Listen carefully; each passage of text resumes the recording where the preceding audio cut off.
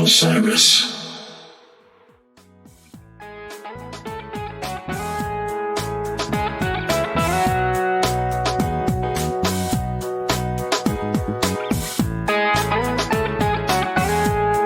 What's going on, everybody? It is Tuesday, March 7th. Because it's March, it's Women's History Month, and throughout the month, we're going to profile some women music pioneers, starting today with Billie Holiday. We're not going to be able to do her justice, probably, but I want to try. And throughout the month, we're going to look at some of the countless women who've transformed the music we know and love. So Billie Holiday had a rough childhood. She started singing in nightclubs in Harlem as a teenager. And by the time of her late teens, she was touring with Count Basie and Artie Shaw based on her unique and amazing voice. And in 1939, she was recording for Columbia when she was introduced to a song by a Jewish schoolteacher called Strange Fruit about lynching. This song changed her trajectory. She said that it reminded her of some of the things that her dad had been through, and it became what she was known for.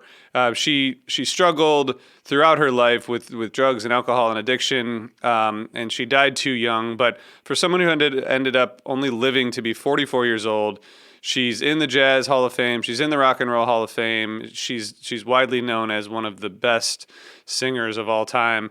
And a lot's been said and written about her, but here's a quote from Frank Sinatra from 1958.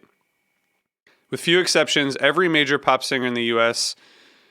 in this generation has been touched in some way by her genius. It's Billie Holiday who was and still remains the greatest single musical influence on me, Frank Sinatra. Lady Day is unquestionably the most important influence on American popular singing in the last 20 years.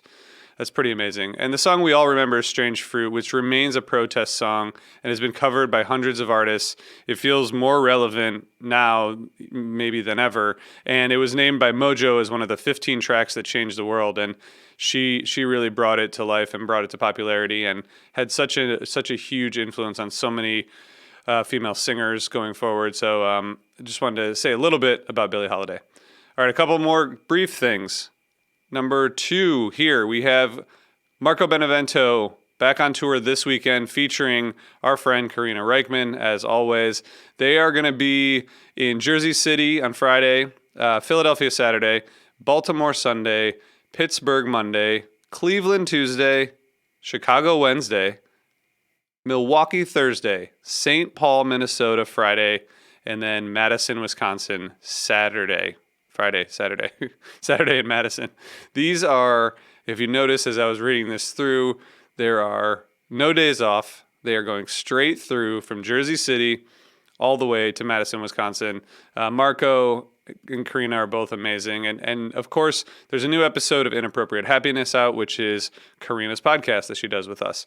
So check them out. If you're in the Northeast or in any of those cities, you should go see them. I'm going to see them in Philadelphia. If you live in Philadelphia, I'll see you there. All right, lastly, HF Pod. We're rolling on. We're doing our 40 years of Phish celebration.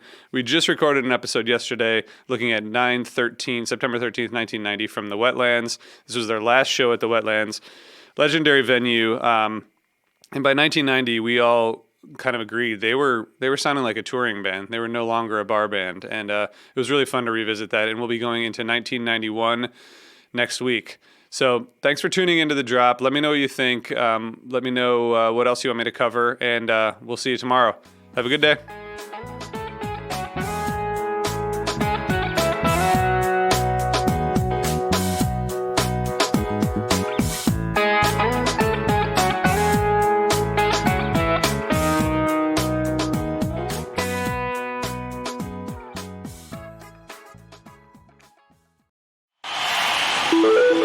Osiris.